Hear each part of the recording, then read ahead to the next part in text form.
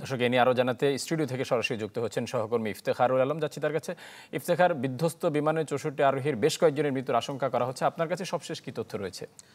ফারুক, বেশ কয়েকটি নতুন তথ্য এসেছে, তথ্যগুলো আরেকবার জানিয়ে রাখি। সেটি হচ্ছে বারবার বলা হচ্ছে, বেশ কয়েকটি গণমাধ্যমের থেকে আমরা বরাদ্দে আমরা জানতে পারছি 18 অথবা 19 জন তাদের দেহাবশেষ উদ্ধার করা হয়েছে। তবে যে পরিমাণ গভীরতা আছে, অর্থাৎ পোটোম্যাক নদীর যে গভীরতা ইউএসজিএস এর হিসাবে কিন্তু এই মুহূর্তে 24 ফুটের বেশি না।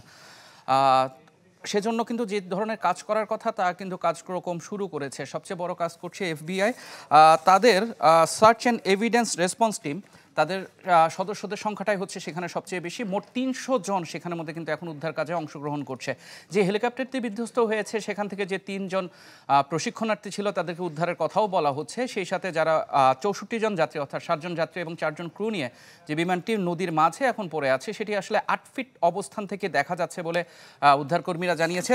আর নতুন যে ধরনের তথ্য এসেছে তার মধ্যে হচ্ছে যে অন্তত 19টি এয়ারক্রাফট, অর্থাৎ 19টি বিমানকে যে জিনিসটা হয়েছে সেটা হচ্ছে ডালাস এয়ারপোর্টের দিকে সরিয়ে দেওয়া হয়েছে, কারণ যাতে দুর্ঘটনায় যে ধরনের উদ্ধার কার্যক্রম পরিচালনা করার কথা সেটি যাতে সুষ্ঠুভাবে করা যায়। ডিসি যে আছেন, অর্থাৎ ফায়ার চিফ যিনি আছেন ওয়াশিংটন ডিসির, তিনি জানিয়েছেন যে পানি এবং যে ধরনের অন্ধকার এবং আলোর যে স্বল্পতা, সব কিছু মিলিয়ে কিন্তু যতটা দ্রুততার সাথে উদ্ধার কার্যক্রম পরিচালনা করার কথা ছিল তা কিন্তু তারা করতে পারছেন না। সেই সাথে এফবিআই কার্যক্রম চালিয়ে যাচ্ছে, কিন্তু রাশিয়ান যে বার্তা সংস্থা আছে ইতারতাস, তারা জানিয়েছে 2 জনের তারা কনফার্ম করতে পেরেছেন যে তাদের 2 জন ফিগার স্কেট, তারা 1994 সালে ওয়ার্ল্ড চ্যাম্পিয়নশিপ জিতেছিলেন প্যারিসে ফিগার স্কেটিংয়ে, তারা 2 জন ছিলেন। ধারণা করা হচ্ছে তারা 2 জন সেখানে মারা গিয়েছেন। আবার তাস কিন্তু আরেকটা অসমর্থিত সূত্র অনুযায়ী বলছে যে এখানে যে বিমান দুর্ঘটনাটি ঘটেছে এখানে যারা ছিলেন সব আরোই নিহত হয়েছেন।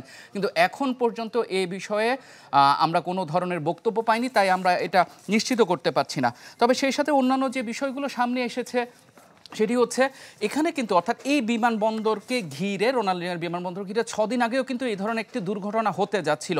2টি হেলিকপ্টারের সাথে, সামরিক হেলিকপ্টারের সাথে একটি প্যাসেঞ্জারবাহী বিমানের সংঘর্ষ হতেও বেঁচে গিয়েছে। ফলে এ ধরনের দুর্ঘটনা যে বারবার ঘটতে যাচ্ছিল, সেই ধরনের পরবর্তীতে কী ধরনের পদক্ষেপ নেওয়া হবে সেটা কিন্তু ভাবা হয়নি। এর মধ্যে কিন্তু আমেরিকা বেশ বড় ধরনের দুর্ঘটনা দেখতে পেয়েছে 2009 সালে, 2013 সালে। 9 সালে কিন্তু বাফেলোতে, নিউ ইয়র্কে প্রায় 50 জন মানুষ মারা গিয়েছিল বিমান দুর্ঘটনায়। ঠিক একই রকমের একটি বিমান দুর্ঘটনা ঘটেছিল জানুয়ারি 6, 2013-তে। সেখানেও কিন্তু প্রায় 3 জন মারা গিয়েছিল, 187 জন আহত হয়েছিল। এ ছিল আমার কাছে সর্বশেষ। ইফতেখার, আপনাকে অসংখ্য ধন্যবাদ। দর্শক, যুক্তরাষ্ট্রের বিমান বিধ্বস্তের খবরাখবর জানাচ্ছিলেন সহকর্মী ইফতেখারুল আলম।